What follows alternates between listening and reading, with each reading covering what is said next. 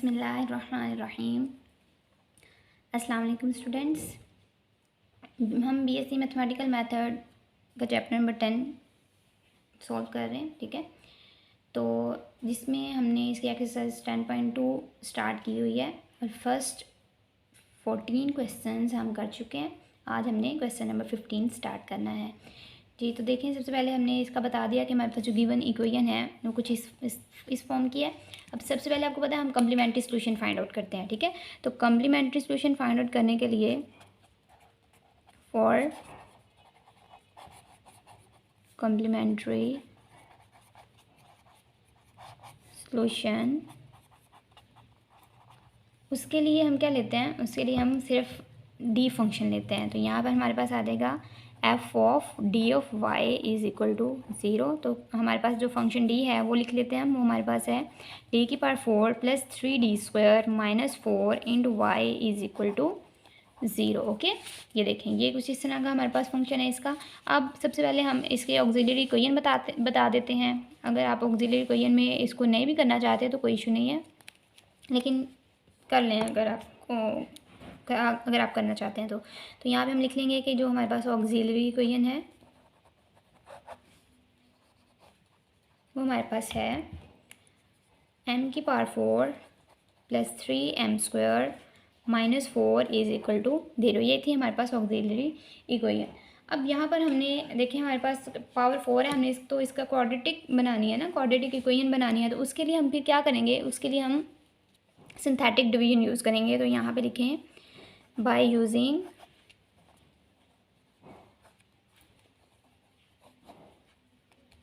Synthetic division. तो ये तो अब आपको करनी आ चुकी होगी अब तक, क्योंकि बहुत सारे क्वेश्चन में हम ये यूज़ कर चुके हैं। 10.1 में भी और अब 10.2 में भी कर रहे हैं हम। ओके, तो स्टूडेंट्स ये देखें, यहाँ पे हमने सिंथेटिक डिवीजन ही अप्लाई की है। यहाँ पे हमारे पास -4 है, तो यहाँ पे हमने इसको 1 से मल्टीप्लाई किया तो ये हमारे पास कैंसिल होकर 0 आ गया। अब हम अभी भी हमारे पास पहले डी की पावर 4 थी ना, m की पावर 4, अब हमारे पास देखें क्यूब में आ गई है। तो क्यूब में तो हमें नहीं चाहिए, हमें तो उसके में चाहिए क्वाड्रेटिक फॉर्म में चाहिए। तो इसके लिए हम अगेन यहाँ पर हमने 1 को नीचे उतारा। अब देखिए यहाँ पे +4 है तो हमें यहाँ पे -4 चाहिए, इसके लिए हमने -1 से इसको मल्टीप्लाई करना है। तो जब -1 से मल्टीप्लाई किया तो ये दोनों कैंसिल आउट। अभी हमारे पास आ गई स्क्वायर फॉर्म में। तो यहाँ पर हम इसको लिखेंगे, ये हमारे पास आ जाएगा m² plus 0m plus 4 is equal to 0। Okay, तो ये हमारे पास कुछ इस तरह की फॉर्म आ जाएगी m² plus 4 is equal to 0। ये +4 है, दूसरी तरफ जाके हमारे पास आ जाएगा -4। तो ये हमारे पास इसके इक्वल होता है m² इज़ इक्वल टू -2²। अब स्क्वायर रूट ले लें, जब स्क्वायर रूट लेंगे तो यहाँ पे तो आ जाएगा m, माइनस के ऊपर अंडर रूट आएगा तो यहाँ पे हमारे पास आ जाएगा आयोटा और साथ में 2 के ऊपर जो स्क्वायर कैंसिल आउट हो जाएगा। जैसे देखें ना, फॉर एग्जांपल इस तरह से आएगा ये -2 होल स्क्वायर ऊपर स्क्वायर रूट। तो ये हमारे पास इक्वल होगा -1 के ऊपर अलग कर लेते हैं, 2 के ऊपर हम इसको अलग कर लेते हैं। ओके, तो ये देखें, अब ये तो इससे कैंसिल आउट हो गया तो -1 आयोटा की इक्वल होता है, ये हमारे पास आ जाएगा 2। तो यहाँ पे आ गया 2, ठीक है। तो आपको पता है जब स्क्वायर रूट कैंसिल हो तो साथ में प्लस माइनस लाजमी हम लिखते हैं। तो यहाँ पे आ जाएगा 2 आयोटा। ये होगी, ये इसके रूट्स हो गए। दूसरे इसके दो रूट्स ये भी हैं, 1 एंड -1। तो यहाँ पे आ जाएगा 1 एंड यहाँ पे आ जाएगा -1। अब हमने कम्प्लीमेंट्री सॉल्यूशन बताना है इसका कि कम्प्लीमेंट्री सॉल्यूशन क्या है। तो hence complementary solution is complementary solution is, तो complementary solution हमारे पास आ जाएगा students yc is equal to, सबसे पहले देखें हम ये लिख लेते हैं तो c1 e की पावर x आ जाएगा 1x, प्लस उसके बाद ये पुट कर देते हैं तो c2 e की पावर 2x, सॉरी e की पावर -x। ओके, ये -1 है ना तो -x आ जाएगा, प्लस उसके बाद यहाँ पे देखें ये जो रूट है हमारे पास ये कुछ इस तरह है 0 + -2 आयोटा। ये हमारे पास अल्फ़ा की वैल्यू, ये हमारे पास बीटा की वैल्यू है। तो c3 अल्फ़ा की वैल्यू 0 है तो e की पावर अल्फ़ा x होता है ना, e की पावर अल्फ़ा की जगह पे 0 पुट कर दें तो ये सारा का सारा हमारे पास ख़त्म हो जाता है अल्फ़ा, ठीक है। e की पावर अल्फ़ा x 1 हो जाता है। तो यहाँ पे हमारे पास आ जाएगा c3 साइन बीटा, बीटा की वैल्यू क्या है हमारे पास 2 है तो यहाँ पे आ जाएगा sin 2x plus c4 cos 2x। Okay, तो ये था हमारे पास कम्प्लीमेंट्री सोल्यूशन। अब सब हमने पर्टिकुलर सोल्यूशन इसका फाइंड करना है। तो पर्टिकुलर सोल्यूशन इसका देखें क्या आता है हमारे पास। ओके ओके, तो स्टूडेंट्स ये देखें, ये हमने वाई पी लिखा। अब यहाँ पे देखें हमारे पास दो फंक्शन है, एक तो हमारे पास हाइपरबोलिक फंक्शन में है, एक हमारे पास सिंपल ट्रिग्नोमेट्रिक फंक्शन में आ गया। तो अब सबसे पहले हमने इसको अलग अलग कर लिया, ठीक है। इसको साइन हाइपरबोलिक एक्स से मल्टीप्लाई कर दिया, इसको कोस स्क्वायर एक्स से मल्टीप्लाई कर दिया। अब एक चीज़ देखें, ये जो क्वेश्चन है ये थोड़ा सा डिफरेंट है बाकी सब क्वेश्चन में से। यहाँ पर देखें, यहाँ पे हमारे पास हाइपरबोलिक फंक्शन है, ठीक है, ट्रिग्नोमेट्रिक हाइपरबोलिक फंक्शन। हमने सिर्फ जो केसेस वो पढ़ी थी, हमने सिर्फ और सिर्फ ट्रिग्नोमेट्रिक फंक्शंस के लिए पढ़ी थी, ठीक है, जो सिंपल जैसे साइन एक्स याद है, कॉस एक्स याद है, इनके लिए। अब यहाँ पे देखें, इन दोनों में इसमें तो हाइपरबोलिक आ गया और इसमें स्क्वायर आ गया। अब ना तो हमें स्क्वायर की केस का पता है और ना ही हाइपरबोलिक फंक्शन की केस का पता है। तो इसके लिए हम क्या करेंगे, यहाँ पर हम इसका फार्मूला पुट कर देंगे। आपको पता है जो साइन हाइपरबोलिक एक्स है, इसका फार्मूला हमारे पास होता है ई की पावर एक्स माइनस ई की power minus x divided by 2, ठीक है। जैसे साइन एक्स है ना, तो साइन एक्स का अगर हम फार्मूला देखें एक्सपोनेंशियल फॉर्म में, तो वो हमारे पास होता है ई की power iota X minus E की power minus iota X, okay, divided by 2 iota, okay, sine में ये होता है। तो अब यहाँ पर हमारे पास क्योंकि हाइपरबोलिक है तो इसलिए आयोटा तो यहाँ से ख़त्म हो जाएगा, डिवाइड में से भी ख़त्म हो जाएगा। अब सिंपल हम इसकी जगह पे ये पुट कर देंगे। और इसी तरह दूसरी तरफ भी हमारे पास कोस स्क्वायर है, इसको हमने सिंपल फॉर्म में कोस की फॉर्म में, ये साइन की फॉर्म में लेके आना है। तो इसका फार्मूला भी आपको पता होना चाहिए। कोस स्क्वायर एक्स का फार्मूला होता है 1 plus cos 2x divided by 2, okay, ये होता है। तो इन दोनों की जगह पे हम इसके ये फार्मूलाज पुट करेंगे, ओके। तो ये देखें, ये हमने पुट कर दिया साइन हाइपरबोलिक एक्स की जगह पे, ये हमने पुट कर दिया कोस स्क्वायर एक्स की जगह पे। अब हम सिंपल इस सब को अलग अलग मल्टीप्लाई कर देंगे। देखिए किस तरह से मल्टीप्लाई करना है, ध्यान से देखिएगा। यहाँ पे हमारे पास आ जाएगा Y P is equal to 1/d⁴ plus 3d² minus 4 into, अब देखिए सबसे पहले e की पावर x के नीचे 2 को अलग कर लेंगे और e की पावर माइनस एक्स के नीचे 2 को सेपरेट कर देंगे। तो यहाँ पे हमारे पास आ जाएगा e की पावर x डिवाइडेड बाई 2। अब ये जब माइनस इसके साथ मल्टीप्लाई होगा तो यहाँ पे आ जाएगा -1 divided by d⁴ plus 3d² minus 4 into e की power minus x divided by 2, okay, like this. अब इसी तरह इस सारे पोर्शन को पहले 1/2 से मल्टीप्लाई करना है, फिर इस सारे पोर्शन को हमने cos 2x/2 से मल्टीप्लाई करना है। तो यहाँ पे देखें, यहाँ पर हमारे पास आ जाएगा 1/d⁴ plus 3d² minus 4 into 1/2, okay. इसी तरह माइनस प्लस माइनस, यहाँ पे भी हमारे पास आ जाएगा 1/d⁴ प्लस 3d² माइनस 4, यहाँ पे आगे हमारे पास आ जाएगा cos 2x, यहाँ पे लिख लेते हैं cos 2x divided by 2, okay. तो अब हमने यहाँ पे देखें क्या करना है, देखें हमारे पास अब यहाँ पे 4 फॉर्म बन गया। ये YP1 है, ये YP2 है, ये YP3 है और ये YP4 है। तो इसको हम नेमिंग दे देंगे और सेपरेटली हम इसको सोल्व कर लेंगे। छोटे छोटे इसके स्टेप्स होने हैं तो इजीली ये सोल्व हो जाएगा, ओके। तो देखें, ओके, तो स्टूडेंट्स ये देखें, हमारे में YP1 लेट कर दिया, ये YP2 है, ये YP3 है और ये YP4 है। तो इसको हम इक्वेशंस का नाम दे देंगे, ठीक है। ये हमारे पास इक्वेशन नंबर 1 है, ये equation number 2, equation number 3 and equation number 4, okay. अब इन सब को यहाँ पर हम YP1 पुट कर देंगे, यहाँ पे YP2, YP3 एंड YP4। तो फिर बाद में हम सबको लेट पहले इक्वेशन नंबर 1 को करेंगे, फिर 2 को करेंगे, फिर 3, फिर 4, ओके। तो ये देखिए सिंपल हमने YP1, YP2, YP3 and YP4 इसकी नेमिंग दे दी इसको, और यहाँ पे हमने इसको नाम दे दिया इक्वेशन नंबर ए का। अब हमने लेट करना है, मतलब हमने इक्वेशन लेनी है, इक्वेशन नंबर 1, फिर इक्वेशन नंबर 2, फिर इक्वेशन नंबर 3, ओके। इस तरह से लेके फिर हमने आगे नेक्स्ट इसको सॉल्व करना है। तो देखें सबसे पहले हम इक्वेशन नंबर 1 लेते हैं, ओके स्टूडेंट्स। ये देखें इक्वेशन नंबर 1 ली हमने, ठीक है, ये हमने पुट कर दिया। अब यहाँ पे देखें ये 2 तो कांस्टेंट है, ये हमने स्टार्ट पे लिख लिया 1/2। अब यहाँ पे हमने पुट करना है यहाँ पर देखिए हम एक्सपोनेंशियल फंक्शन में वो पुट करते हैं, d=a पुट करते हैं। अब यहाँ पे देखें a की जगह पे क्या है 1, तो सिंपल हमने d की जगह पे 1 पुट कर देना है। तो यहाँ पर हमारे पास आ जाएगा 1/2 इंटू 1, यहाँ पे आ जाएगा 1 प्लस यहाँ पे आ जाएगा 1, ठीक है, 3 1 ज़ा 3 माइनस 4 इंटू e की पावर x। अब सिंपल देखें ये आ गया 1/2 इंटू 3+1 4 - 4 e की पावर x। अब ये तो हमारे पास फेलियर केस आ रही है, तो लिहाजा सिंपल हम यहाँ पे इसको बता देंगे this is the failure case. तो इसके लिए भी हम क्या करेंगे, ठीक है, इसके लिए हम फिर करेंगे जो हमारे पास इक्वेशन नंबर 1 है ना, मतलब ये वाली जो हमारे पास इक्वेशन है इसका हम डेरिवेटिव लेंगे। ओके, डेरिवेटिव लेने के बाद फिर हम इसकी वैल्यू पुट करेंगे। ओके, लो ये आ गया। अब यहाँ पर हमने पुट करना है, क्योंकि यहाँ पे डी हमारे पास डी इज इक्वल टू ए हमारे पास ए की वैल्यू हमारे पास क्या है 1 है, ठीक है। यहाँ पे ए एक्स है ना, तो यहाँ पे 1 एक्स है, इसलिए ए की वैल्यू हमने 1 ले ली, पुट कर दें यहाँ पे।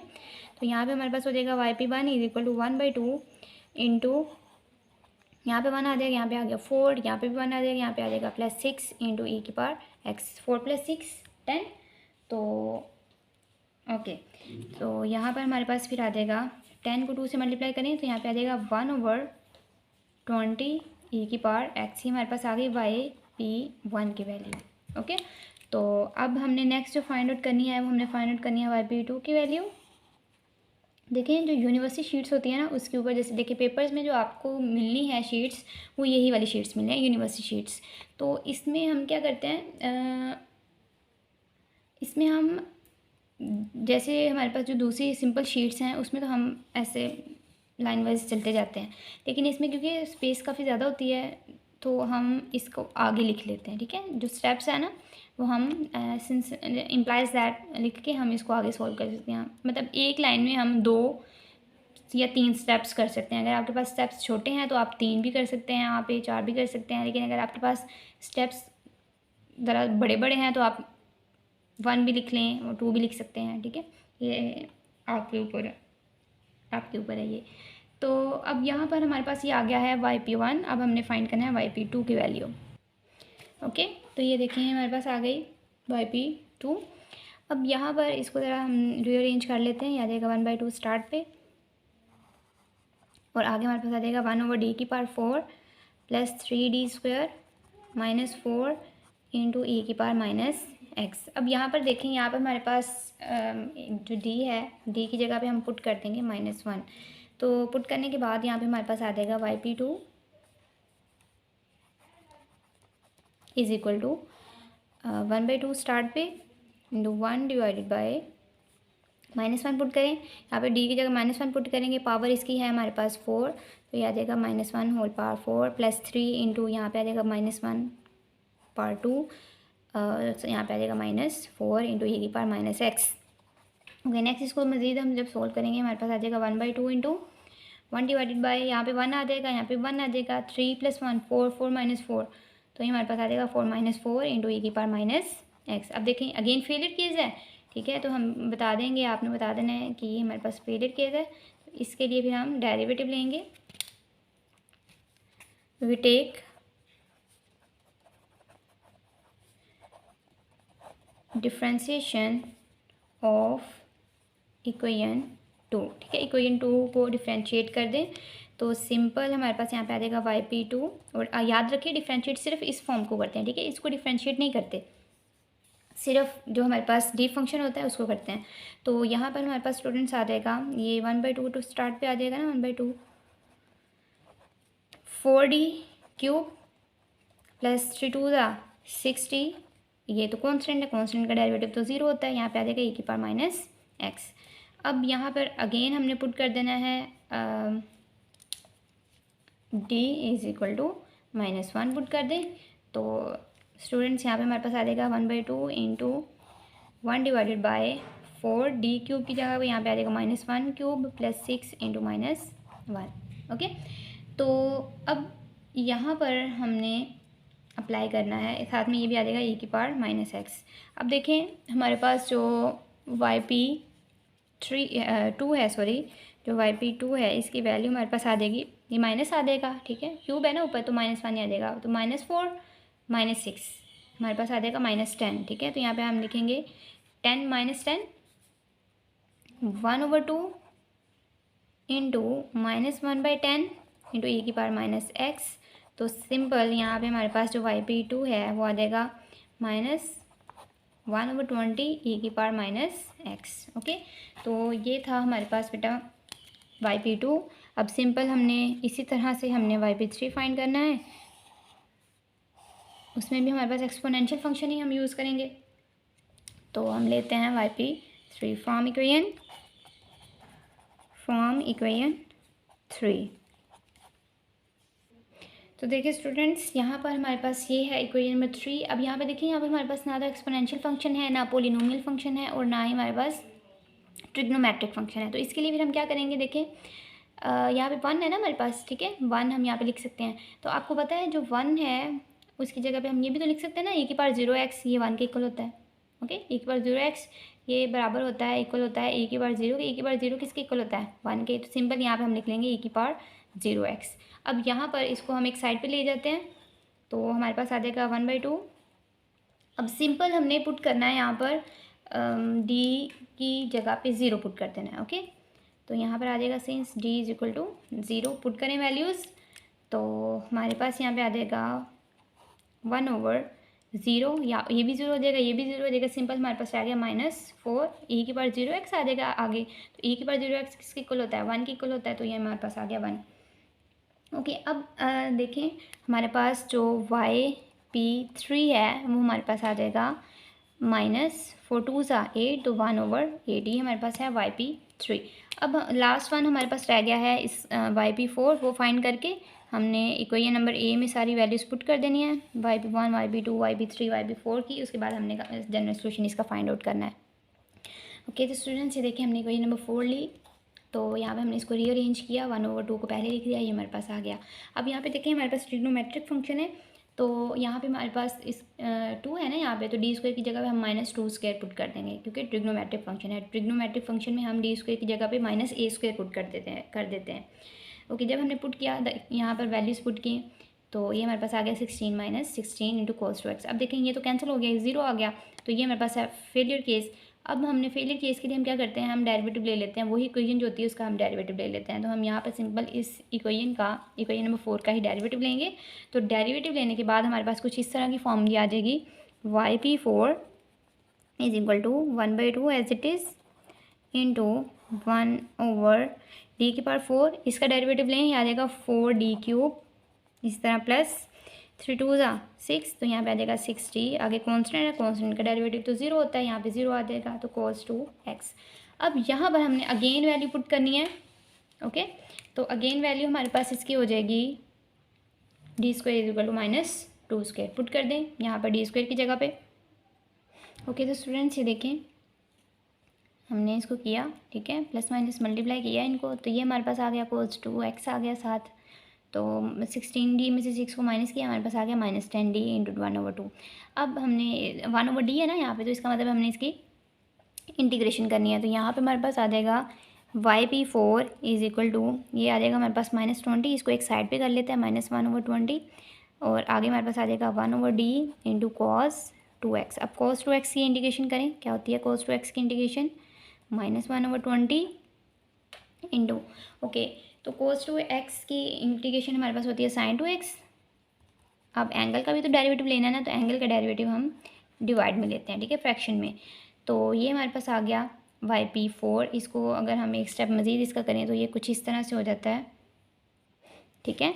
ये देखें, ये हमने इसको किया, मल्टीप्लाई किया इन दोनों को, तो हमारे पास आ गया -1/40 इंटू sin 2x। ये हमारे पास आ गया YP4। अब ये चारों वैल्यूज़, चारों इक्वेशंस को हमने पुट कर देना है इक्वेशन नंबर ए में हमारे पास ओके स्टूडेंट्स, ये देखें, ये हमने YP1 YP2 YP3 and YP4 की वैल्यूज़ पुट कर दी इक्वेशन नंबर ए में। अब इसको हम मज़ीद सॉल्व करेंगे, तो ये हमारे पास आ जाएगा 1/20 e की power x minus minus plus 1/20 e की power -x minus minus plus 1/8 minus minus plus 1/40 into sin 2x। अब देखें ये e की पावर x है, e की पावर -x है, तो हम यहाँ से इसको कॉमन ले लेते हैं। तो सॉरी 1/20 को कॉमन ले लेते हैं यहाँ से, तो हमारे पास YP आ जाएगा। अच्छा देखें, अब देखें यहाँ पे हमारे पास है 1/20, अंदर हमारे पास रह जाएगा e की पावर x प्लस e की power -x। Okay, same 1/8 plus 1/40 sin 2x। Okay, देखिए हम नीचे इसका फार्मूला बनाने के लिए हमें नीचे 2 भी चाहिए, तो यहाँ से हम 2 को अंदर ले लेते हैं। तो इसको हम इस तरह से लिखेंगे y p is equal to 1/10 into e की पावर एक्स प्लस ई की power minus x divided by 2 plus 1/8, okay, plus 1/40 sine 2x। अब देखें साइन हाइपरबोलिक का जो फार्मूला होता है ना, जो फार्मूला होता है साइन हाइपरबोलिक का, वो फार्मूला होता है ई की पावर एक्स माइनस ई की power minus x divided by 2। इसी तरह जो कॉस हाइपरबोलिक का फार्मूला होता है वो होता है ई की पावर एक्स प्लस ई की power minus x divided by 2। तो अब ये हमारे पास जो फार्मूला है ये कॉस हाइपरबोलिक का है, तो लिहाजा हम यहाँ पे पुट कर देंगे। तो हमारे पास जो वाई पी आ जाएगा वो सिंपल हमारे पास आ जाएगा 1/10 into cos hyperbolic X plus 1/8 plus 1/40 sine 2x। Okay, तो ये था स्टूडेंट्स हमारे पास पर्टिकुलर इंटेग्रल सॉल्यूशन। अब हमने जनरल सॉल्यूशन फाइंड करना है, तो दोनों वैल्यूज़ को हम पुट कर देंगे, ऐड कर देंगे, तो हमारे पास जनरल सॉल्यूशन आ जाएगा। ओके, तो यहाँ पे देखिए स्टूडेंट्स छोटी सी गलती हो गई है, ठीक है, मिस्टेक हो गई है। हमें पता है कि जब भी हम फेलियर केस आती है तो डेरिवेटिव लेते हैं तो हम एक्स लास्ट में लगाते हैं, तो यहाँ पे तो हमने एक्स यूज़ ही नहीं किया, तो यहाँ पे हम एक्स लास्ट में यूज़ करेंगे, ठीक है, पुट कर देंगे यहाँ पे। ओके, तो ये देखिए हमने एक्स पुट करना है, ये मिस्टेक हो गई थी ज़रा, स्किप हो जाता अंदर से। इसी तरह से जब हमने कोई नंबर 2 ली, यहाँ पे भी देखिए फेलियर केस है, तो यहाँ पर भी हम एक्स यूज़ करेंगे, ये हमारे पास आ जाएगा यहाँ पे एक्स, तो यहाँ पर भी एक्स आ जाएगा, ठीक है, जैसे डेरिवेटिव लिया हमने, तो यहाँ पे भी एक्स आएगा और इसी तरह यहाँ पर भी हम एक्स यूज़ करेंगे। तो जो इक्वेशन नंबर 3 है हमारे पास, उसमें तो हम डेरिवेटिव नहीं लेते, राइट, तो इसमें हम एक्स यूज़ नहीं करेंगे। अब इक्वेशन नंबर 4 में देखते हैं। ओके, इस तरह यहाँ पर भी देखें, हमने इक्वेशन नंबर 4 जब ली, तो इसमें भी हमने जब डेरिवेटिव लेना है तो यहाँ पर एक्स यूज़ करना है। ओके, यहाँ पर आ गया एक्स, यहाँ पर भी एक्स आ जाएगा हमारे पास, सिंपल, यहाँ पर भी एक्स है और ये भी हमारे पास एक्स है, तो सिंपल यहाँ पर भी हमारे पास एक्स आ जाएगा। ओके, जब इसको मल्टीप्लाई हमने किया तो यहाँ पर भी हमारे पास आ जाएगा एक्स साइन 2x। ओके, यहाँ पर भी आ जाएगा हमारे पास एक्स। ओके, अब यहाँ पर भी एक्स हम पुट कर देते हैं, ये भी एक्स है हमारे पास, 1/8 सिंपल है, यहाँ पर भी आ जाएगा X sine 2x, X into X into X sine 2x। अब यहाँ से देखें एक्स कॉमन यहाँ पर आ जाएगा और ये as it is. Okay, X cos hyperbolic X और यहाँ पे भी आ जाएगा एक्स साइन 2x। ओके, तो स्टूडेंट्स ये देखें यहाँ पर हमने ये वैल्यूज पुट की, तो ये वाई सी है हमारे पास, ये वाई पी है, तो ये था हमारे पास जनरल सॉल्यूशन। तो सिंपल ये हमारे पास क्वेश्चन नंबर 15 तक हमने सॉल्व कर चुके हैं। हम आगे से हमने क्वेश्चन नंबर 16 सॉल्व करना है, जिसमें हमारे पास जो कंडीशन है वो हमारे पास इनिशियल वैल्यू प्रॉब्लम की है। जिस तरह से हमने 10.1 में सॉल्व किए थे ना इनिशियल वैल्यू प्रॉब्लम्स, इसी तरह हमने क्वेश्चन नंबर 16 में भी क्वेश्चन नंबर 16 से इनिशियल वैल्यू प्रॉब्लम को सॉल्व करना है, तो सिंपल है वो। तो बाकी अगर आपको इन क्वेश्चन में कोई प्रॉब्लम हो क्वेश्चन नंबर 15 में, तो आप ज़रूर कमेंट करिएगा। बाकी अल्लाह ताला आपको कामयाब करे। अल्लाह हाफिज़।